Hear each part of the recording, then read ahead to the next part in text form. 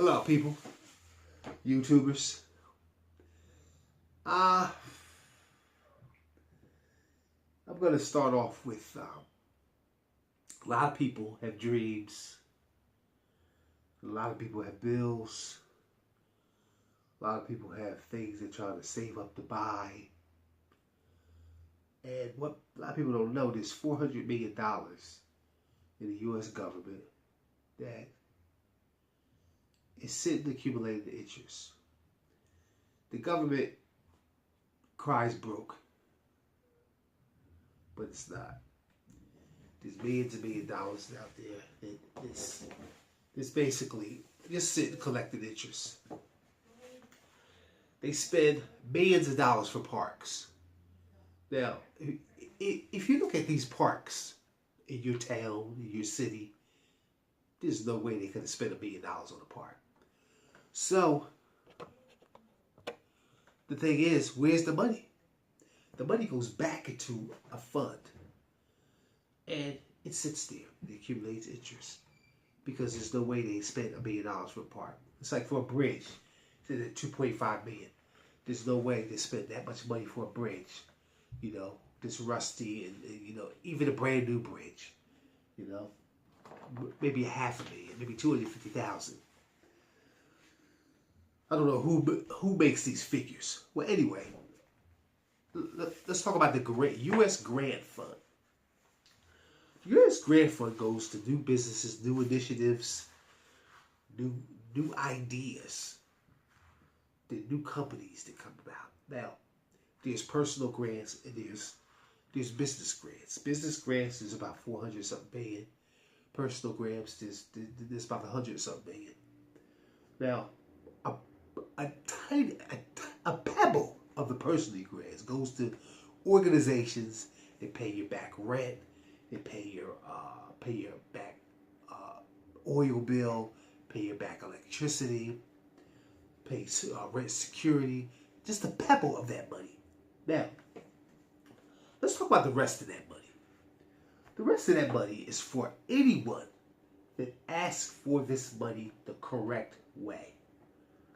Now, how do you ask for $25,000 or more the correct way? I'm going to tell you how. I'm a grant writer, and sometimes most of my people get approved, some get denied. But this is the thing. You know, they get denied for the stupidest reasons. They forget to put their name, they forget to put their contact information. They don't give enough information when I describe the project they're trying to do. Most of all, most people think that, oh, I can get this money, I can do this, I can do that. No, it's not for that. It's for what you asked for it. You know, I had a guy, beautiful letter. Sent the letter, sent it all. Now, the problem is, he asked for $50,000. They were going to award it. I was shocked, you know. But they halted on the grant. Because at the end, it didn't say who else it would help. Listen, the government's just not going to give you money. You have to explain yourself. You have to explain who it would help, why you're trying to get this money, what is your project, you know, and in 5 to 10 years, how many people are you going to hire, you know? So this guy, he didn't even say who he was going to help. He just wanted the money for himself, so they denied him. If he would have, this is what was told to me. He said if he would have said, okay, it's going to help 5 to 10 people in the next 5 to 5 years, he would have been approved. $50,000, no problem. The government is not going to give you money unless you're helping someone else. That's what government grants are about. So when people hear all this stuff on TV or whatever, wherever, on the internet about government grants, it's not as hard as you think it is. But there's guidelines. You can't just ask for something and think you're gonna just get this money. Now, here's the second part. Once you get the check, you're supposed to copy the check, put it in a safe place. A year later, pay the tax. Yes, don't forget the taxes. This is why they give you the money, to start a new venture. But you have to pay the taxes on it. You don't have to pay it back, but you have to pay the taxes on it. Most people get denied because of this, like I said, the stupidest things. So, if you're interested in filing a government grant the right way, you can contact me. You can text me 610-470-8992, or you can email me at Kirby's Investment Club LLC at gmail.com. Now, before you take any steps in business, you want to think of your project.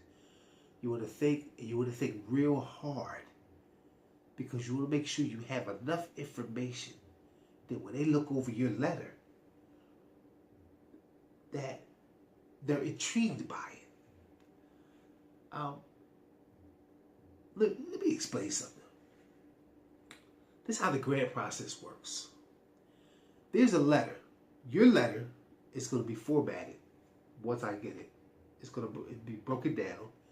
It's going to be called a letter of appeal. Letter of appeal is the first thing the grant organization gets. They look it over. They want to see your contact information, the description, the breakdown. Make sure you do a breakdown of how each dollar will be spent. Now, if that's missing, you're denied. The total amount needed, last but least is very important, who it will help. Now, when I say who it would help, it could be you're going to hire 5 to 10 people. You're going to hire this person. You're going to hire that person. Now, I'm going to tell you something else. When you state you're going to hire somebody, they're going to look at the grant, the total figure, and they're going to look at how many people you're going to hire. And if it doesn't match up, they know something's not right. It's going to throw up a red flag. You'll be denied. So I want you to understand that.